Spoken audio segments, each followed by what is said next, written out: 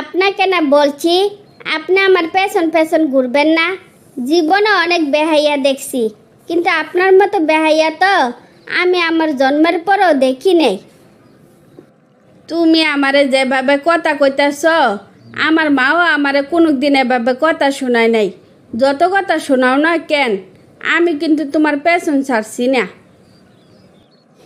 এইসব জায়গায় বেহায়াপানা করবেন না তো। আমি আপনার মতো আজারে থাকি না যে বৈশা বৈশা আপনার বেহায়াপনা দেখব। আল্লাহ রাস্তা আমার একটু শান্তিতে বাঁচতে দেন। এইবার তুমি লাইনে আইছো, আমি তো তোমার শান্তিয়ে চাই। সারাদিন যদি আমারে বিরক্ত করেন, তাইলে আমি শান্তিতে থাকলাম কেমনে? শান্তির মিনিং কি আপনি বুঝেন? শুধু শুধু আজারে পেশাল। শান্তির মিনিং আমি বুঝি, কিন্তু তুমি বুঝো না। আমি তো চাই না তুমি রাস্তা দাঁড়াইয়া দাঁড়াইয়া ফুচকা বিক্রি করো আর অশান্তিতে থাকো। কি আজব তো! আমি কি আপনার একবার বলছিলাম যে রাস্তা দাঁড়াইয়া দাঁড়াইয়া ফুচকা বিক্রি করলে আমার অশান্তি লাগে? আমার শান্তি চাইলে এবার আপনি বিদায় হন। এবারের মতো যাচ্ছি, কিন্তু আবার আসবো। Bye bye. কি রে রাশি, ছেলেটাকে চিনলাম না তো। তুই চিনস নাকি ওরে? মুখ চিনা চিনি, মাঝে মাঝে ফুচকা খাইতে আসে। ফুচকা খাওয়া পরিবার, পাই সময় আমার সব ফুচকা একসাথে কিনে নিয়ে যায়। এরকম কাস্টমার দুই চারটা থাকলে তো আর এত কষ্ট কইরা দাঁড়াইয়া দাঁড়াইয়া ফুচকা বিক্রি করতে হইব না। সাদে সাদে ফুচকা কিনে না, বেচারা আমারে পছন্দ করে, বিয়েও করতে চায়, কিন্তু আমি ওরে পাত্তাই দেই না। ছেলে তো দেখতে শুনতে খারাপ না, তো ছেলে করেটা কি?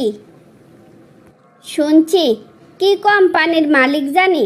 তুই ক, এই ছেলেরে কি আমার দ্বারা বিয়ে করা সম্ভব নাকি? না রে দোস্ত, আমার মতো কোনোভাবে সম্ভব না।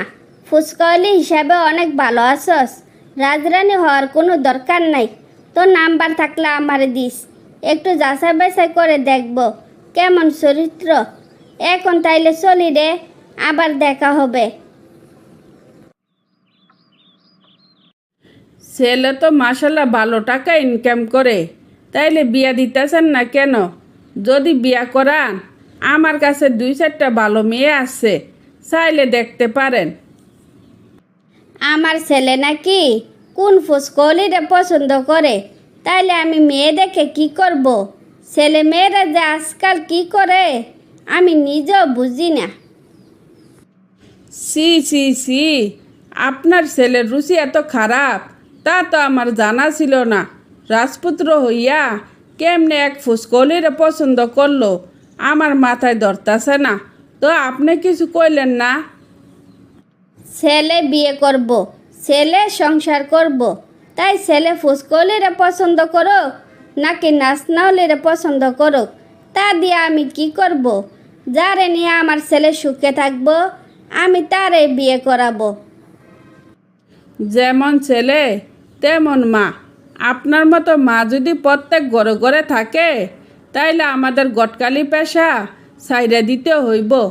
অযথা সময় নষ্ট কইরা কোনো লাভ নাই। আমি তাইলে যাই।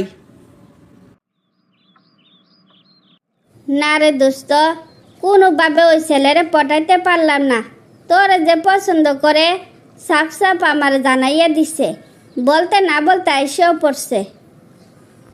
আমি না বলছি আপনি আমারে জ্বালাইবেন না, তাইলে আবার আইছেন কেন?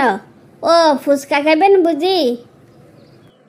তোমার বাসার ঠিকানা দাও, আমি তোমার মায়ের সাথে কথা বলবো।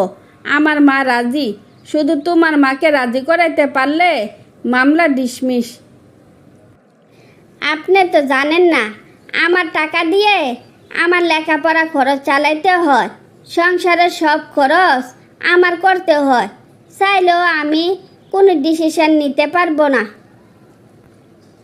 আমার মায়ের মনটা আকাশের মতো বিশাল। আমার কোম্পানিতে যদি তোমাকে চাকরি দেয় আর সম্পূর্ণ স্যালারি যদি তোমার পরিবারে দিয়ে দাও, আমার মা তোমাকে কিচ্ছু বলবে না। এবার তো রাজি? দুইজনের পরিবার যদি মেনে নেয় তাইলে আমার কোনো আপত্তি নাই। কি ব্যাপার, তোমার মন খারাপ কেন? কি মা কি কিছু বলছে নাকি? মা কিছু বলে নাই, মা আমাকে অনেক ভালোবাসে, কিন্তু আপনার প্রতিবেশী আত্মীয় স্বজনেরা কেমন করে যে কথা বলে আমাকে বিয়ে করাতে। আপনাকে সবাই সি করে, আমার এসব শুনতে ভালো লাগে না। তোর পাগলি, আমাকে সামনাসামনি অনেক কিছু বলে, কই আমি তো কিছু মনে করি না। তোমাকে নিয়ে আমি অনেক ভালো আছি, তাই কে কি বললো তাতে আমার যায় আসে না।